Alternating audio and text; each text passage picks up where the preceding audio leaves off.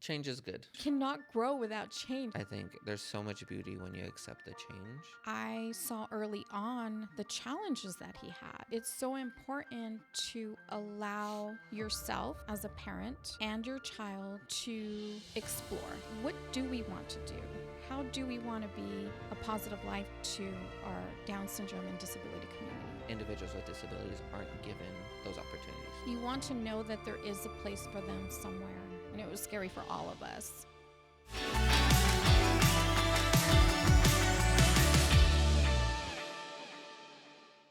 Welcome back to Love Out of Chaos with the Valentines. I'm Patrick Valentine. And I'm Linda Obama Valentine. He's not here still. He's still not here. It's going to take us, at least me, some time to accustom it. This is what, our fourth episode, right? Fourth episode without him. Without him? Yeah. I see him all the time, so it doesn't feel like... I'm used to it now. I'm still waiting for him to point at me. Say, come on, Mom. That's fair. And, thinking about the change, I really wanted to dive a little deep into today's episode and helping. One comment that I get often is like, how do you deal with change when it comes to Zachary? And I think it's important to really take in consideration what value, what opportunities, because, it's not going to change opportunities for him. I think it's going to even straighten more the understanding of his own likes and his own passions. And, when we started the podcast, there was a direction we felt like we were going to go towards. And, Zachary obviously advocates for himself in very unique ways. Yeah. And with the podcast, that was still another form of advocacy for him. We continue to support him and advocate for him. And now with, him deciding, because he really chose and decided that he didn't want to, as much as we wanted to encourage him and as much as we wanted to see him continue here, we knew it was just not a place that he was feeling that passion for. Yeah, and I think that's important, when you allow those opportunities to happen, obviously change is going to come with it, because we didn't know fully if he was going to find passion in the podcast. We didn't know fully any of it. We had hopes, we had dreams, we had elements of, okay, this is why we're doing it. This would be great. The three of us, three vastly different, unique perspectives. Right. And I think it's a testament to you as a mom too, because he felt comfortable saying, hey, I really don't want to do this. It's not my thing right now. Might change in the future, who knows, but it's not his thing right now. It's not right now. And it's not. That's okay. No, it is okay. And I always say, when one door closes, 3 more, 4 more open. And I see that for Zachary right now. He is in a place of wholeheartedly accepting, knowing that we're here filming, Love Out of Chaos. He wholeheartedly just says, go ahead and go. Yeah. And I remember we talked about how I thought, he's going to have that feeling, that regret, or what about me? And no.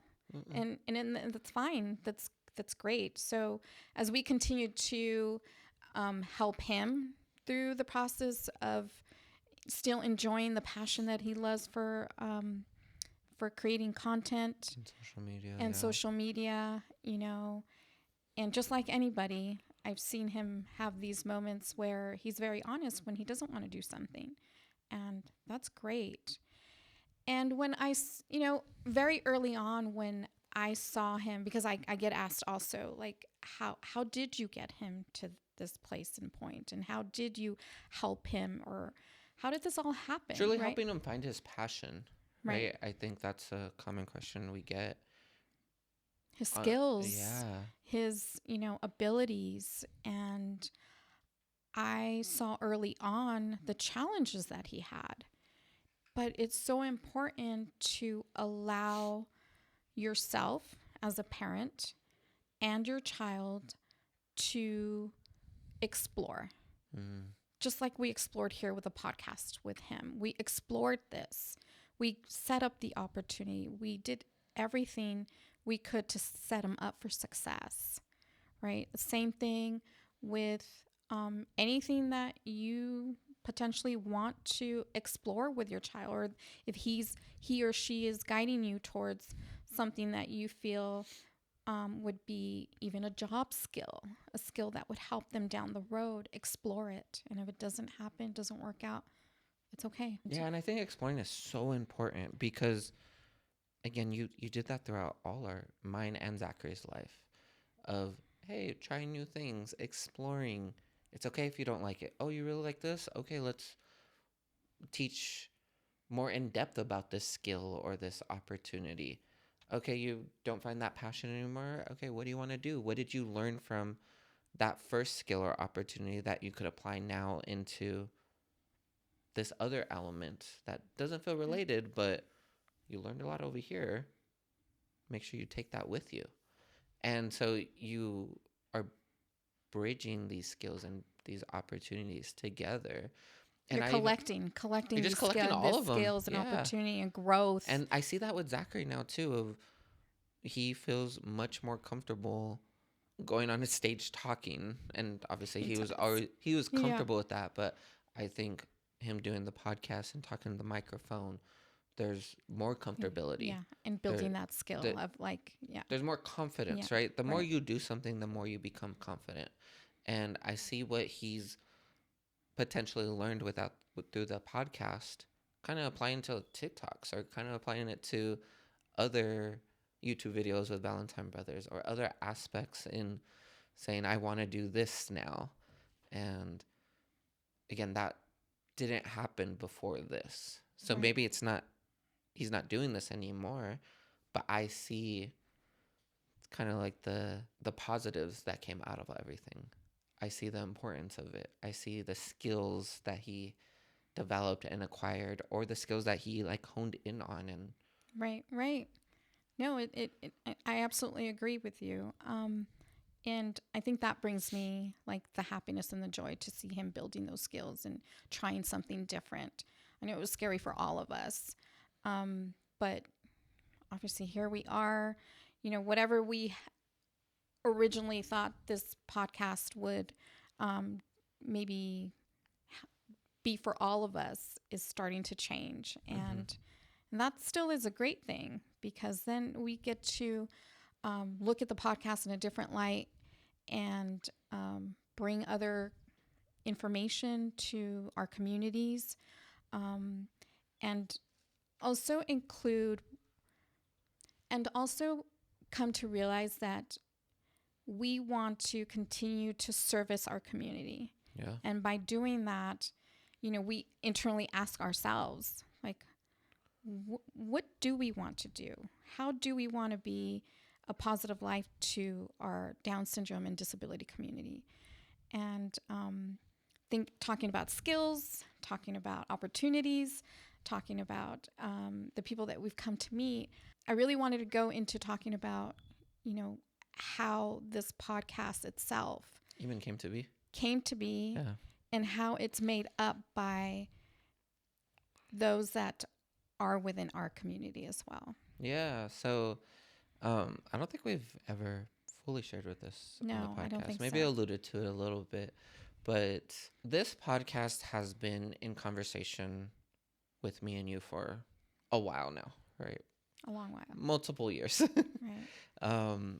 Kind of deciding, okay, why would we do it? What's the purpose of it? How do we do something of this nature that also potentially creates opportunities for other individuals with disabilities, or educates people, or building a community within our community?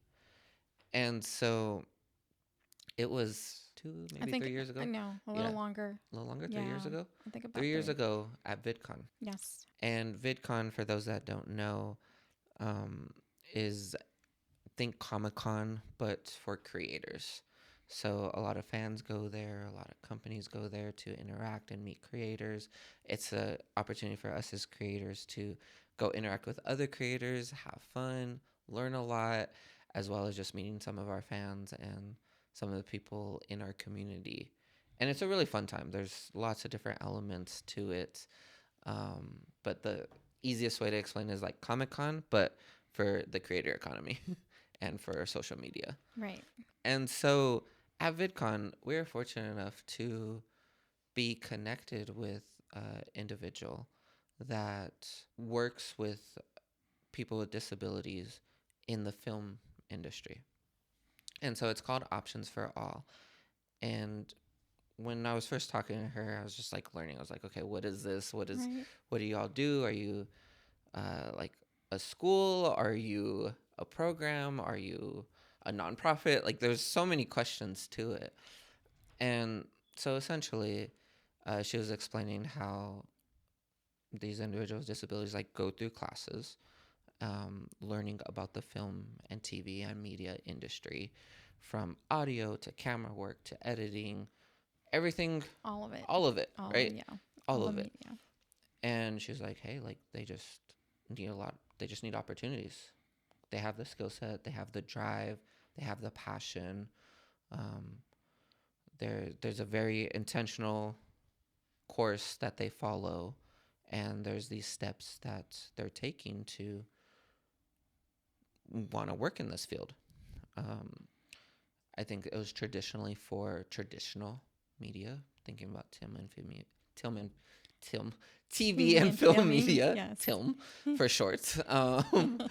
But she was just saying like, hey, is that like something you guys ever thought about, whether it's like building out your team or things of that nature, right? And this was the first initial conversation, and fell in love obviously with the idea, because again, how do we, with our community, with our platform, provide opportunities for others? Because we understand, we completely live that life of seeking opportunities. I remember thinking to myself, wow, this sounds too good to be true.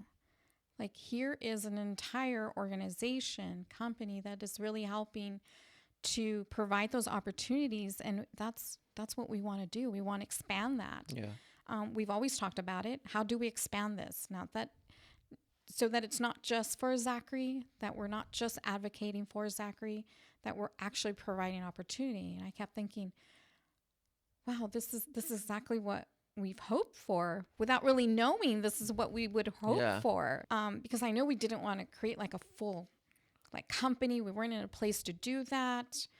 And yeah, because again, we talked about so many different ways to essentially provide more opportunities for individuals with disabilities, right? I think we talked about even like a coffee shop one time, like a media company, so many different things that just go through our minds of there's so many gaps, right, of whether it's advocacy or so many gaps of opportunities that individuals with disabilities aren't given those opportunities. And for every mom, for every parent, you come to that point in your life with your child to wonder, are there opportunities? What are they going to do after high school? There are other programs, but when you see your child who really desires something more outside of your community programs, this was such an eye-opener for me as a parent to say, wow, there are programs, there are more opportunities. And I know we weren't at the time ready for a podcast, but it just seemed like the right time to move things faster. Yeah, like we need to get on board on this so fast, but how do we do it when, we weren't ready, but we had to move that goalpost a little faster and say, okay, now we need to. There's no more excuses at this point. It had to make sense, right? It had to make sense with what Zachary was needing and wanting with social media, as well as like what we wanted to do with our future and expand Valentine Brothers, expand what we're doing. And so I remember talking to you and having conversations with the individual, the director at the time, of like, okay, hey, what is the need, right? What is the need from the individuals you're working with, that you're teaching about film and media? What is the need here? Okay, this is the need. Okay, we can't meet this need because we're just not prepared for it, right? Like, and I think it was tough being honest with ourselves too. Of because we wanted to do everything. Yeah, we really did. We just want to do everything. We want everyone to have an opportunity in every aspect. But if we're not even able to get our stuff together in certain aspects, it's going to be hard to provide those opportunities. And so we had to be honest, like, okay, we're not ready for that. Okay, maybe this opportunity over here with editing. Okay, yeah, this makes a little more sense. Or this opportunity over here with this aspect of what we're doing on social media right now. But I think the big goal of all of it was the podcast. And we felt it was a kind of really great match with it because it teaches the students about lighting, editing, camera, setup, even like assisting with a little bit with like set design in that aspect. And so there's all the elements kind of came together, the opportunities, as well as like it aligned with the goals of what we wanted to do. And even just learning great. For us, because it's a new space, complete new space for us, trying to figure out like how do we learn from what we need in order to ask for what we need. And it's been, and I really wanted to go into this and talk about the opportunities because, you know, we wouldn't be here without them. Mm-hmm. We really wouldn't. And I say that completely. We didn't know anything about podcasting, how to set up, how to create that environment and the, you know, camera setting, the lighting and the everything that comes from it. It's just beautiful. You know, I think we're very thankful, very blessed. Yeah, the team is great. Again, it's comprised of multiple individuals with disabilities and the instructors as well, assisting them and teaching them about the equipment, about the elements to run a podcast, and even seeing them grow in their knowledge and seeing them like taking it to a different level of like, okay, now they're doing this part of the podcast by themselves. All right, cool. Like, that's awesome. Seeing that just evolve into, and you know, I think for me is watching them just light up, know that, you know, they have a place here with us and we have a place with them. And I'm just really excited to see like how this will continue and grow and other opportunities. And, you know, for me, I wake up when I'm ready to do a podcast thinking about them, thinking, wow, I'm super grateful, really grateful. Super grateful for them, super proud of them. Again, wouldn't be here without you all. So thank you from the bottom of our hearts. They're behind here watching right now. But obviously they're here. They're here. We're talking about all of them. And a whoop whoop to all of them. but yeah, and I think it goes into the other conversation too of, as I feel like as parents a lot of times it's like, what opportunity is there out there, right? I know you've said that multiple times of, wow, what opportunities is there really for Zach before social media? What opportunities are out there? And it could be overwhelming trying to find them. It's even very overwhelming because you want to believe, you want to know that there is a place for them somewhere. Because, you know, history has always shown that was not the case. Yeah. And I am so grateful to have raised a child in this time that has really evolved to opportunities. You know, we're all working hard to continue to do that. And I am so grateful because it was a very pivotal moment for myself to think, well, I know what Zachary would not like. Mm-hmm. Like, I was very clear about what he would not like to do. Yeah. But I also didn't if I'm going to be honest, I also didn't see where he would fit in. I didn't, nothing felt like he wasn't super passionate about an element you're talking about that related or translated. Again, you live in communities, right? You talk to other parents, you see what other kids are doing potentially in that community. You do hear about others with Down syndrome around the world doing like amazing, wonderful things. And, you know, every parent feels that way on one level or another. Yeah. And there are certain hard realities that you have to face with, does my son, you know, for me, it was like, does my son really have a place somewhere else? Or how do I even, you know, knock down some of these walls to create these opportunities? Do I have the strength to do so? Do I have the understanding, the knowledge, the education to create something, right? Because this is what we did. We created something. And it's not always easy, and it's not always what you hope for. But sometimes in our, you know, circumstance, in our situation, it was far more than I ever imagined. Far more than I ever imagined. And I know that what we have done has inspired other families. I know that because you see that across even social media. Have inspired, you know, other kids, other students to seek out, you know, something that they love. And I think something that they love, that's one of the most important aspects of it all, right? Because, if you try to ask Zach to do something that he doesn't love or won't see the purpose, there's no passion, he's going to be like, why am I here? I quit, I'm out. No, first thing, he's out. And I respect that, you know, and I think that's a lesson we could all take from really finding your passion and your love and drive and your why. Zach has his why. He loves it.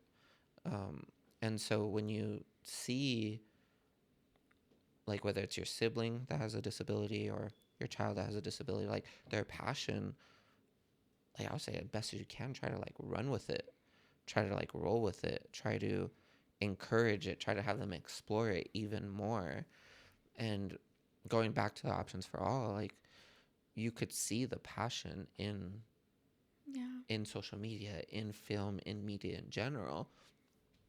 And some people, if they didn't have that passion, they wouldn't be a good fit for, like, that program.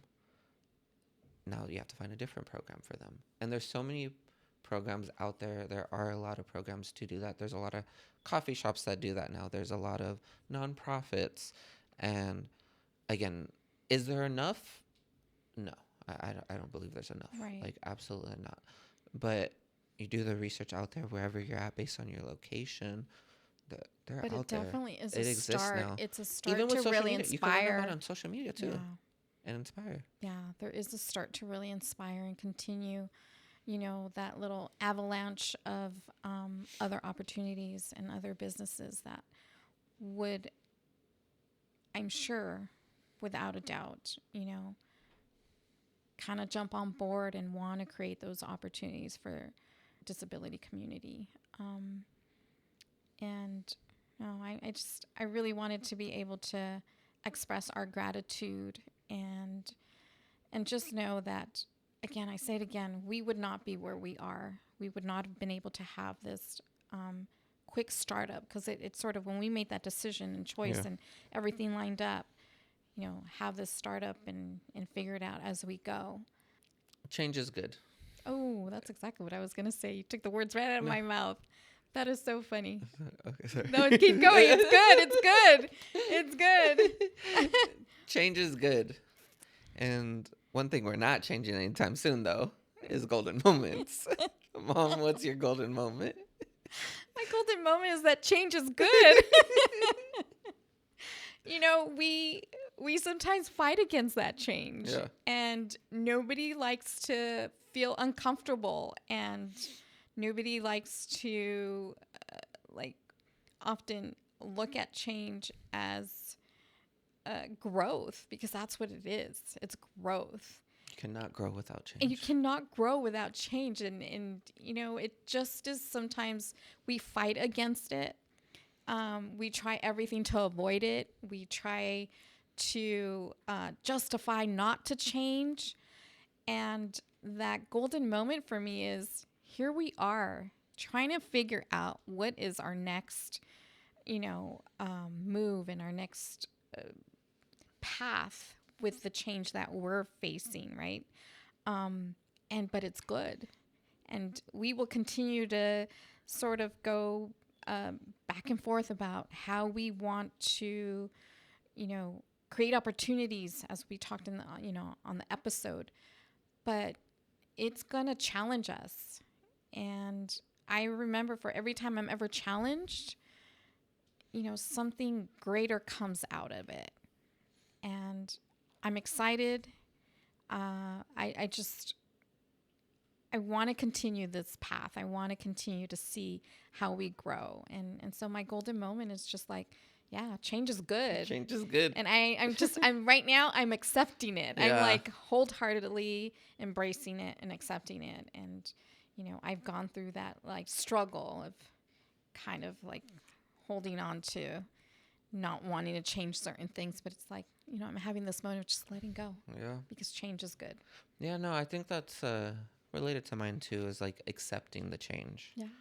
I think there's so much beauty when you accept the change, because as you said, when you fight it, it just feels so much harder. It does. It's like, why is this so much harder to like keep on this path, or right? And I think part of it is because you didn't recognize, like, oh, you just have to change a little bit here. Maybe not change the whole goal or whole purpose, but it's just like change a little bit here and change a little bit there. And so when you really accept the change, you open your mind and the world to like endless possibilities.